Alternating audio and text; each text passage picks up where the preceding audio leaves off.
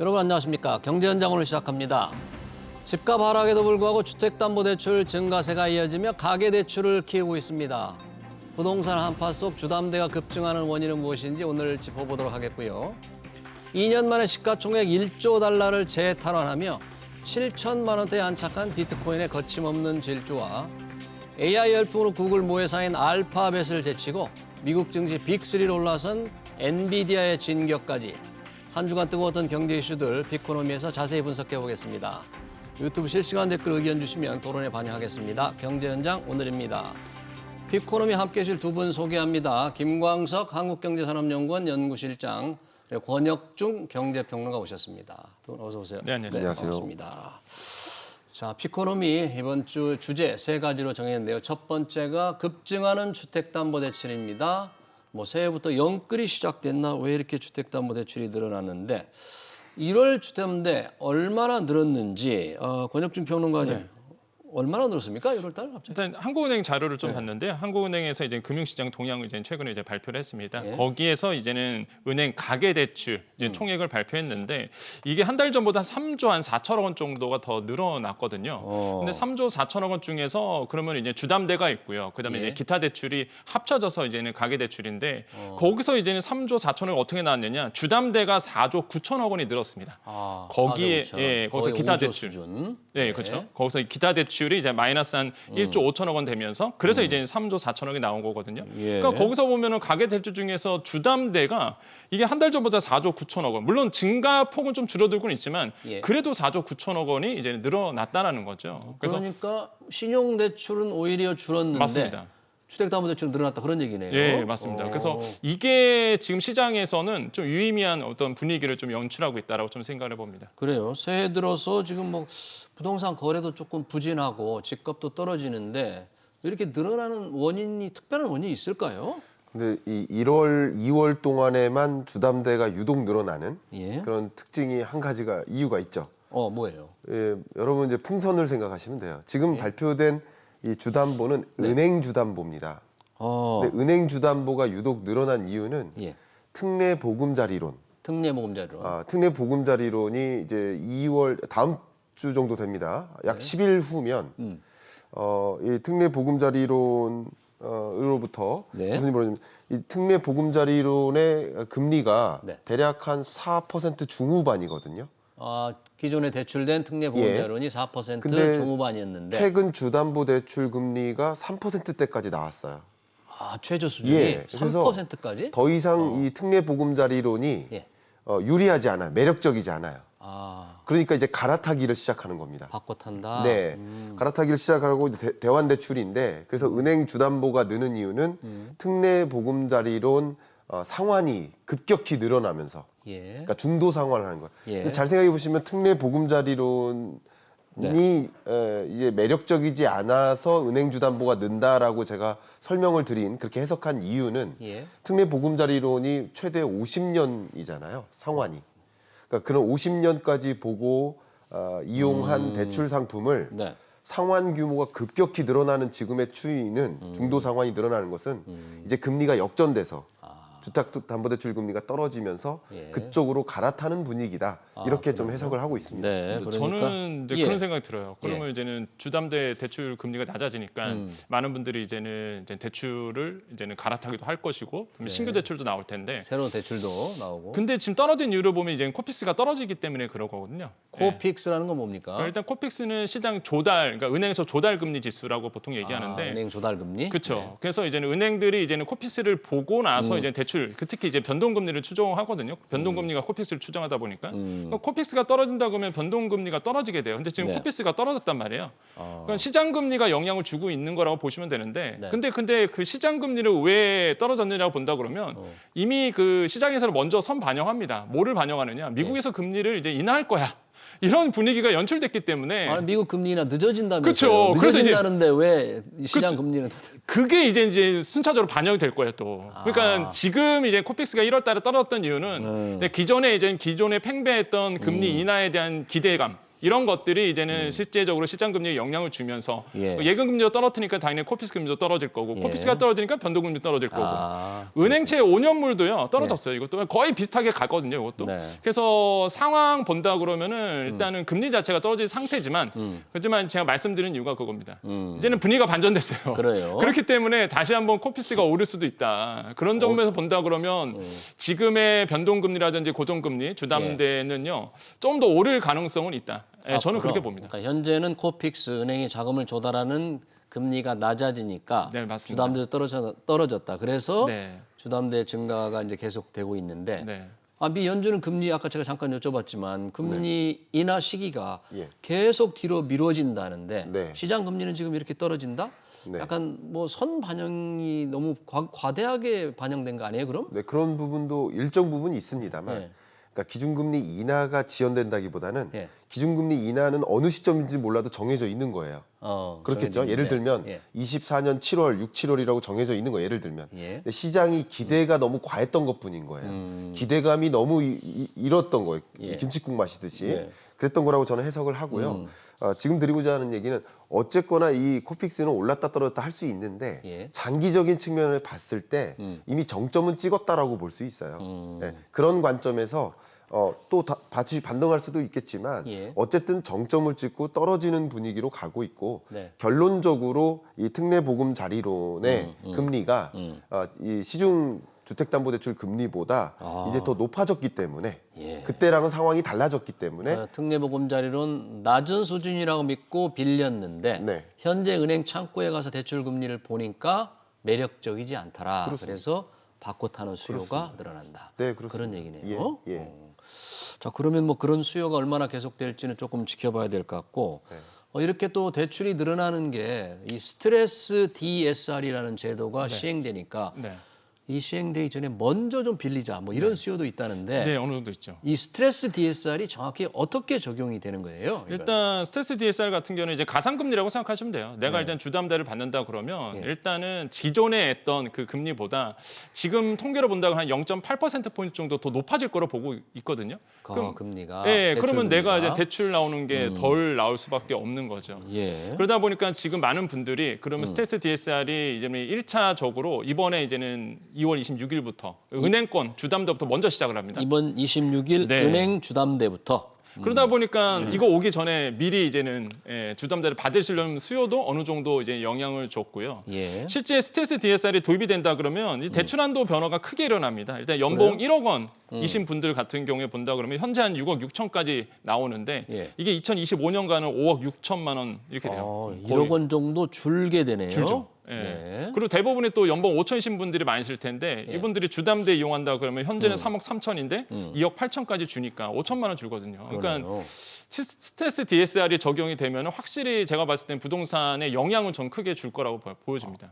영향을 주게 될 것 같다. 예, 그 중요한 우리가 이 영향이죠. 정확하게 스트레스 DR이 어떻게 금리가 적용이 되는지는 아직 구체적으로 뭐 아주 좀 복잡한 계산 방식을 거치는 겁니까? 그렇죠. 이게 시나리오가 이제 만들어져 있는데 사실상 이제는 가상금리잖아요, 말 그대로. 그러다 보니까 이제는 연차에 대해서, 그러니까 주택의 기간에 대해서, 그 다음에 또 한 가지가 이제 자기의 연봉에 대해서 이것들 다 계산법이 달라지다 보니까 사실상 이제 통계적으로 보면은 우리가 보통 뭐 연봉 1억 원 5천만 원 정도에서 이제 계산을 할 수밖에 없는 그러네요. 부분이고, 그래서 대출 한도가 많이 줄어드는 부분, 이런 분들이 이제는 것들이 이제 영향을 준다라고 저는 생각을 해보겠고요. 이런 스케줄을 좀 아셔야 되겠다는 말씀드립니다. 알겠습니다. 실장님, 김 실장님은 네. 어떻게 보십니까? 스트레스 DSR 그러면 실제 대출자들의 행동을 바꾸고 영향을 많이 줄 것 같아요. 그럼 대출이 조금 증가세를 좀 억제하는 효과가 좀 크게 나올 것 같습니까? 효과는 좀 클 거라고 보고 그래요? 있습니다. 그러니까 가계부채 규모가 늘어나는 속도를 좀 조절하는, 그러니까 가계부채. 천천히 늘어나도록 하는 네, 그런 규제라고 볼 수 있겠고요. 금융 규제죠. 예. 그러니까 대출을 많이 못 받게 하는 거죠.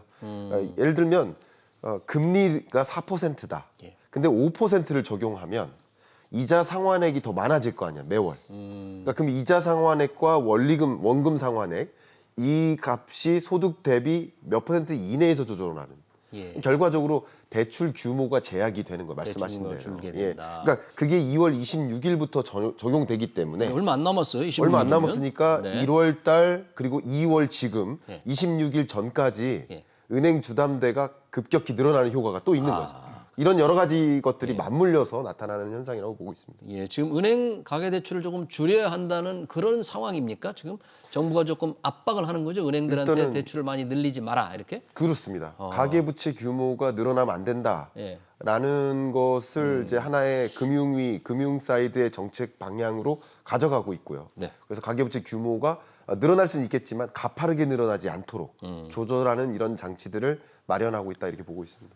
네, 알겠습니다. 피코노미 첫 번째 주제 영끌 다시 시작되나 주담대가 늘어났다는 걸 얘기해봤고요. 두 번째 주제 비트코인으로 보겠습니다. 비트코인 시가총액 1조 달러를 돌파했다. 야, 그러니까 비트코인 가격이 지금 7천만 원을 넘어서서 뭐 7천만 원대 안착하는 느낌이 듭니다. 권혁중 평론가님, 네. 얼마나 지금 오른 상태예요, 이 비트코인? 지금 참고로 저는 미리 말씀드리면은 저 이해상충의 문제는 없다. 비트코인 안 합니다. 저. 안 하니까 알겠습니다. 안 하니까. 네, 정확하게 말씀해 주셔도 되겠네요. 네, 뭐 이해상충의 긍정적으로 문제는 얘기해도. 없으니까요. 네. 일단 지금 비트코인을 보면요, 전체 가상화폐의 총 거래액이 전 세계적으로 본다 예. 그러면은 일단 이게 우리 돈으로 2,675조 원이나 됩니다. 이게 엄청나죠, 사실. 예. 근데 비트코인이 거기서 50% 이상을 차지해요. 그 정도로 가상화폐 시장에서의 비트코인의 영향력은 막대하다 볼 수가 있겠는데 예. 지금 이렇게 비트코인이 갑자기 막 오르고 있거든요. 지금 네. 뭐 차트를 보더라도요, 비트코인의 뭐 가격 상승 추이가 무섭도록 이제 치고 올라가고 있습니다. 그러네요. 예, 그래서 5만 달러 넘어서고, 예. 그다음에 지금으로 보면 7천만 원 넘어서고 장중 예. 이런 적이 있었거든요. 지금 그런 이유는 뭔다라고 이제 분석을 해본다 그러면 이유? 역시나 예, 현물 ETF 승인한 다음에 현물 ETF, 그렇죠. 현물 상장지수 펀드가 승인이 된 다음. 그렇죠. 된 다음에 이제는 드디어 이제는 ETF를 통해서 자금이 이제 유입되고 있는 부분이겠죠. 그래요? 왜냐하면 ETF를 통해서 이제 간접 투자를 할 수 있기 때문에 많은 분들이 ETF를 통해서 이제는 계속적으로 이제는 투입 자금이 들어오고 매수세가 네. 들어오면 어쩔 수 없이 이제는 운용사 입장에서는 비트코인이 살 수밖에 없는 사야 부분이다 된다. 보니까 계속 이 비트코인에 대한 수요가 많아지는 거고요. 어. 두 번째로 본다고는 반감기입니다. 예. 저는 이제 반감기가 4월에 이제 도래할 것으로 보고 있는데 예. 그러면은 반감기라는 거는 결국에는 이제 채굴량이 반으로 줄어드는 거예요. 그러면 수요는 많죠. 네. 현물 ETF 때는 수요는 많은데 이제는 공급이 안 되고 그러다 보니까 더 가격이 이제는 뛸 수밖에 없는 부분이고. 아, 그래요? 그다음에 세 번째로는 네. 그 이제는 사실 지금의 비트코인을 보면은 이제 뉴욕 증시와 이제는 커플링 현상이 일어났거든요. 뉴욕 증시와 같은 방향으로 움직여요. 네. 과거에는 이거 우리가 비트코인이 막 떴을 때 이게 과연 안전자산이냐 아니면은 투자 자산이냐라고 했을 때 지금은 이제 거의 확실하게 결판이 났죠. 뭘로 결판이 그냥 났어요? 주식과 연동해서 간다. 예, 그래서 주식과 연동한다. 예, S&P 500 지수가 지금 사상 최대를 찍고 있습니다. 예. 그러다 보니까 뭐 뉴욕 주가가 크게 올라가잖아요. 역시나 비트코인도 같이 위험 자산으로 해서 같이 오르고 있다. 이런 세 가지 주요 이유 때문에 지금 비트코인은 계속 오를 것으로 보고 있고, 예. 물론 뭐 조정은 받을 수 있겠죠. 하지만은 지금 상황을 본다 그러면은 워낙 지금 매수세가 무섭다라고 좀 평가를 해봅니다. 예상충이 없다. 본인은 비트코인이 없기 때문에 네. 좀 객관적으로 얘기한다고 했지만 상당히 긍정적으로 얘기를 했는데 네. 비트코인 현물 ETF가 승인이 났을 때 지난달이었잖아요. 네. 승인되고 나서는 승인되기 전에는 기대감으로 조금 오르다가 승인되고 나서는 정작 뚝 떨어졌지 않습니까? 네, 네. 좀 뒤늦게 오르는 것 같은데 네. 뭐 어떤 시간적인 차이에 무슨 원인이나 뭐 이런 게 있나요? 네, 비트코인에 대해서 그러니까 우린 지금 가격을 논하는 거잖아요. 그렇죠. 그 가격이 결정되게 만드는 변수는 그냥 한두 가지가 아니겠죠. 여러 가지 변수가 복합되어서 작용할 겁니다. 주식시장의 주가도 마찬가지, 원유 가격도 마찬가지, 모든 가격은 여러 가지가 결정할 텐데 한 가지 ETF에 상장이 된다. 네, 그러면 그렇습니다. 이것은 좋은 뉴스잖아요. 굿 뉴스잖아요. 예. 그러면 이게 상장될 거라고 생각했을 때부터 아무래도 코인에 대한 투자 수요가 많았겠죠. 선행적으로 반영된 거고요. 정작 ETF 상장됐을 때는 선행됐기 때문에 그것으로 인해서 추가적인 수요가 발생하지 않은 거라고 볼 수 있습니다. 예. 근데 ETF 상장을 놓고 예. 역시 비트코인을 직접 살 수도 있지만 네. ETF라는 방식으로 간접 투자할 수도 있으니까 그만큼 이 비트코인 시장에 더 많은 자금이 유입되는 환경으로 놓인 것이다라고 해석할 수도 있지만 예. 또 한 가지는 예. 공식적으로 미국과 같은 자본주의 사회에서 공식적으로 비트코인을 이제 인정해 준 거예요. 투자 자산 대상으로서 현물 ETF로 승인했다는 것은 네, 투자 그렇습니다. 자원으로 공식 인정해 준 인정해 것이다. 준 거예요. 예. 첫 번째 사례가 된 거고요. 예. 그 전까지는 계속 폄하했는데 이제는 인정해 준 거고 이것을 어떻게 표현했냐면 이제 코인이 턱시도를 입었다 이렇게 표현을 해요. 턱시도를 그러니까 입었다. 운동복만 입고 다니다가 턱시도를 드디어 입은 거. 그런 것들이 레벨업이 됐다라고도 해석할 수 있겠습니다. 그게 첫 번째라고 생각하고요. 예. 반감기는 좀 이따가 다시 말씀 나누겠지만 예. 반감기는 어쨌든 공급량이 줄어들 것을 예측하게 만들죠. 반감기라는 게 채굴에 따른 보상이 절반으로 줄어드는 거. 그렇습니다. 그 반감기죠. 그렇습니다. 네, 그게 근데 그 반감기가 올 때마다 이 비트코인 가격이 올라갔거든요. 급등했거든요. 그때마다 그럼 말 그대로 수요와 공급의 원리에 의해서 공급량이 줄어드니까 예. 수요는 그대로 유지된다 하더라도 가격은 올라갈 수밖에 없는 특징이 있겠다라고 보고요. 예. 또 세 번째 하나는 이제 권혁진 평론가님하고 예. 좀 다른 접근으로 저는 또 한 가지를 보고 있는데 이게 이제 세 번째는 아까 그랬어요. 주식과 미국 네. 증시와 예. 커플링이 돼 있다. 함께 움직인다. 요즘에는 가상자산이. 그러니까 그런데 결론적으로는 맞아요. 함께 근데 움직여요? 결론은 맞는데 네. 결론은 저랑 똑같은 생각을 갖고 계신데 이 미국의 주식 시장과 커플링 되는 게 아니라 금리와 반대되는 거죠. 금리와 반대된다. 그렇죠. 왜냐하면 금리 인하에 대한 기대감이 있을 때 예. 금리가 높을 때 은행에 더 많은 자금이 몰려 있거든요. 근데 돈의 이동이 시작되는 거예요. 금리가 이제 인하되겠구나. 그러면 적극적으로 주식 비중을 늘려야 되겠구나. 코인 비중을 늘려야 되겠구나. 자산 시장으로 돈의 이동이 있어요. 또 오히려 주가가 급격히 상승하는 그 구간보다 조금 더 선행해서 움직입니다. 네. 코인의 선행성이 조금 더 강한 것 같아요. 주식보다 네. 선행성이 강하다. 예를 들면 그렇습니다. 금리나 기대감이 반영되는 것도 주식보다 코인이 먼저 반영될 수 있다. 이런 얘기예요? 그렇습니다. 선행성이 좀 강해요. 예를 들어 선행성을 순서로 나열하면 코인 시장이 굉장히 선행성이 강하고요. 한 1, 2개월 정도 격차를 두고 주식 시장이 또 선행성이 있고요. 네. 부동산 시장은 동행하는 가능성이 높은데 부동산. 시장마저도 좀 투자화되는 경향이 강해지면서 부동산 시장도 약간의 선행성을 탑니다. 근데 거의 경기와 동행하죠. 네. 그러니까 이런 자산 시장을 놓고 봤을 때 선행성의 정도가 차이가 있는데 이게 어쨌든 금리와 역행하는 방향으로 움직이는 선행에서 역행해서 움직이는 거죠. 그런 성격이 강하기 때문에 말씀하신 대로 코스피와 그 미국 주식과 증시와 같은 방향으로 움직일 가능성도 충분히 해석될 만하다. 그러네요. 저는 그렇게 보고 있습니다. 또 하나 또 말씀드리면, 그러니까 말씀하신 거에서 이제는 왜 빠졌다가 다시 오르냐 본다 그러니까 그러면 ETF가 승인되고 나서는 네. 바로 뚝 떨어졌다가 한참 있다가 다시 이제 오르기 시작한단 말이죠. 이 자산운용사 이제 그레이스케일이라는 곳이 있습니다. 여기가 최대 그레이스케일? 그레이스케일이라고 있는데 여기가 예. 그 비트코인, 그러니까 가상화폐의 자산운용사야. 굉장히 큰 메이저 회사인데 네. 여기서 기존에 발행했던 이제는 자산 상품이 있었단 말이에요. 근데 현물 ETF가 딱 승인되니까 어. 거기서 이제 갈아탈 수가 있는 거예요. 본인이 갖고 있던 거에 대해서. 갈아타기. 예, 그 현물 ETF로 넘어가겠죠. 예. 근데 그 전까지 묶여 있던 게 이제 현물 ETF로 넘어가니까 내가 매도를 할 수 있게 생겼거든요. 그러니까 그 많은 자산가들이 이제는 현물 ETF로 들어오고 나서 이제 차익 실현을 위해서 매도하기 시작합니다. 그때가 딱 그 46,000선에서 이제 4만 선으로 떨어질 때였어요. 떨어지고 나서 어느 정도 이제 매물이 다 소화가 되고 나서 그런 다음에 이제 다시 한번 ETF로 막대한 자금이 쏠리니까 자금이 몰리니까 그래서 한번 떨어졌다가 다시 이제 오르기 다시 시작한 올라간다. 거죠. 그래서 지금 변수는 그겁니다. 네. 제가 봤을 때는 지금 비트코인 트러스트라고 해서 이제는 그레이스케일에서 발행했던 이 지수가 한 번 더 일어날 가능성이 커요.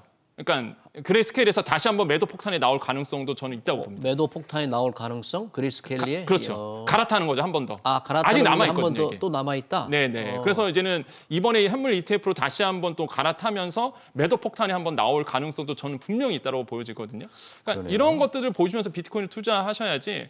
사실상 비트코인은 지금 굉장히 말 그대로 뭐 안전자산 아니라는 거는 이미 다 시청자분은 아실 거고요. 투자 자산으로서 고위험 상품이다라는 거 다시 한번 좀 말씀을 드리겠습니다. 근데 이게 금리와 연계, 특히 금리 선행해서 움직인다고 할 때 한때 미국 연준의 조기 금리 인하가 힘들어졌다. 뭐 5월은커녕 6월에도 될까 하는 걱정이 나왔을 때 이 주식 시장이 출렁였잖아요. 그렇습니다. 그때도 ETF 이 비트코인 가격은 아랑곳 없이 좀 오름세를 보였어요. 네. 뭔가 좀 다른 움직임도 좀 있는 것 같아요. 네, 그러니까 저도 이제 이 주식 시장하고 코인 시장하고 같이 좀 비교를 해보면 말씀하신 대로 선행성이 훨씬 더 강합니다. 주식 시장보다. 그러니까 주식 시장은 당장 오늘 CPI가 발표돼요. 예를 들어서 PCE가 발표돼요. 근데 이 데이터가 말해주는 것이 금리 인하 당장 기대하기 어렵다라는 신호를 줘요. 예. 예를 들어서 FOMC 미니트가 발표가 돼요. 그거 발표되니까 정말 말 그대로 금리 인하 당장 없겠구나. 그러니까 이런 것들은 당장 주식시장에 반영이 되듯이 하죠.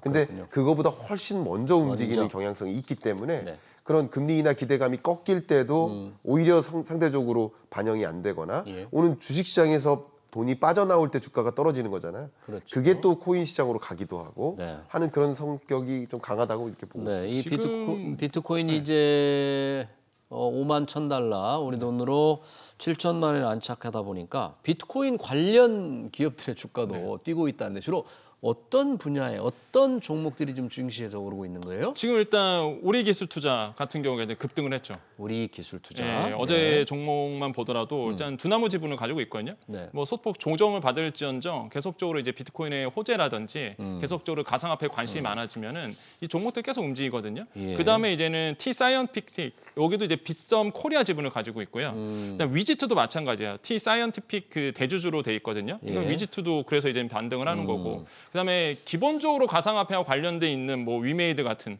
종목도 이제는 가상화폐가 출렁였을 때 항상 같이 움직이거든요. 예. 그러니까 이런 종목들이 사실상 이제 많은 투자자들의 관심을 갖고 있는데 예. 근데 중요한 건 지금 코인 투자하시는 분들이 가장 바라고 있는 게 반감기라는 거예요. 반감기. 일단 현물 ETF의 상승 요인은 이제 소화가 됐고요.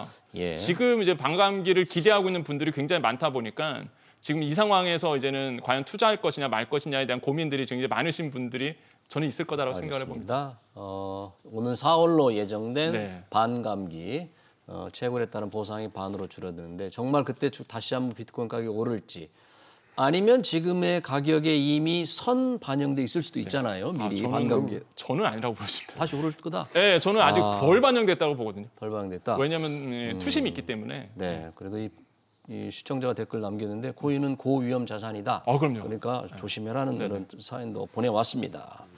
알겠습니다. 저도 의견 살짝만 더 드리면 반감기를 처음 경험한 게 아니라 여러 번 경험했기 때문에 그렇기 때문에 반감기에 대한 선행성은 더 빨라졌다. 그러니까, 선행성 빨라졌다. 그러니까 선행성이 더 반감기에 대한 반영이 더 빨라졌다. 예. 그래서 덜 반영됐다고 볼 수도 있지만 반감기를 처음 만날 때랑 지금은 스터디가 됐기 때문에 반감기가 있으니 지금 사야 돼 하는 분위기가 어느 정도 반영시키는 것도 경향성이 있다. 저는 이렇게 보고 있습니다. 네, 알겠습니다. 비코노미 두 번째 주제 비트코인 가격 마쳤고요. 세 번째 인공지능 열풍에 따른 반도체 수요 엔비디아 얘기입니다. 아마존 제쳤는데 엔비디아가 다시 하루 만에 구글 그러니까 구글의 모회사인 알파벳을 시총 기준으로 넘어섰다. 그래서 뉴욕 증시에 빅3로 올라섰다는 얘기입니다. 도대체 엔비디아 주가 급등 정말 놀랍습니다. 권혁중 평론가님. 정말 놀랍죠, 엔비디아. 놀랍죠. 저 엔비디아의 아직도 기억이 뭐 그래픽 카드? 이렇게 기억하고 있는데 이거는 뭐 지금 상황이 달라진 거죠. 이제는 AI 시대에 맞아서 최대 호황이라고 저는 생각을 해보고 그러니까요. 그래서 엔비디아의 어떤 브랜드 밸류가 확 올라갔고요. 예. 지금 시총 3위입니다. 뭐 MS 그다음에 마소 다음에 애플 다음에 엔비디아거든요. 순서가. 예. 그러다 보니까 워낙 그 많은 분들의 이제는 투자 수요가 지금 몰리고 있는 상황인데 저는 이유를 본다 그러면 지금 뭐 증권회사들이 다 목표 주가를 다 올리고 있어요. 이렇게 오르고 있는데도 더 계속 올린다. 올려요.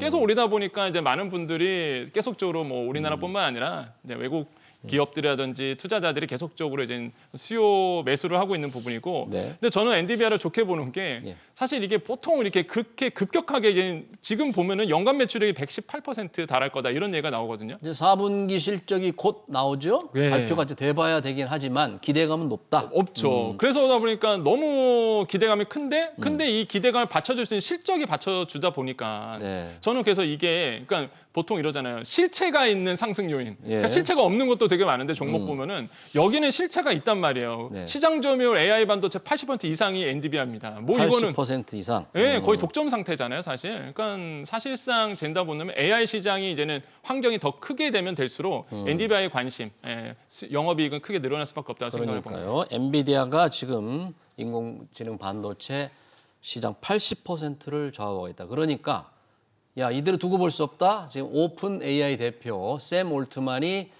9천조 원을 모아서 반도체를 직접 개발하겠다. 범용 인공지능 반도체 엔비디아 독점하는 꼴을 못 보겠다는 건데 이 샘 올트만의 구상 규모가 9천조? 어떻게 자금을 모아서 어떻게 하겠다는 겁니까? 샘 올트만의 구상이 뭐예요? 일단 구상은 내가 해먹겠다라는 거죠.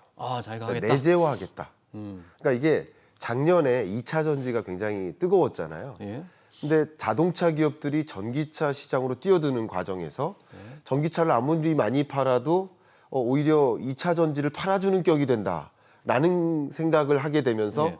그리고 또 전기차의 경쟁력은 2차 전지에 있다라는 것을 알게 되면서 자동차 기업들이 2차 전지를 스스로 생산하겠다라는 움직임이 있었죠. 이 2차 전지에 대한 내재화인 거예요. 마찬가지 이 많은 기업들이 오픈 AI, 구글, 아마존, 엔비디아 메타 거 사셨으니까. 이런 수많은 기업들이 AI 서비스를 확대하고 AI 경쟁을 가속화하는데 그 AI 경쟁력, AI 서비스 경쟁력에는 결국 자기한테 정확히 맞춤화된 AI 반도체가 있는 건데 근데 AI 반도체의 주도권은 엔비디아가 가지고 있으니까 예. 그러니까 내가 스스로 AI 반도체를 함으로써 내가 AI 경쟁력을 확보하겠다라는 것도 있고요. AI 반도체 산업의 매출이 계속 늘어날 것으로 판단되니까 유망 비즈니스로서 관련 다각화를 하는 거라고 볼 수 있겠죠. 예. 이런 관점에서 내재화 전략을 표명하는 것이고요. 그리고 오픈 AI만 이렇게 내재화를 가는 게 아니라 예. 구글도 메타도 테슬라도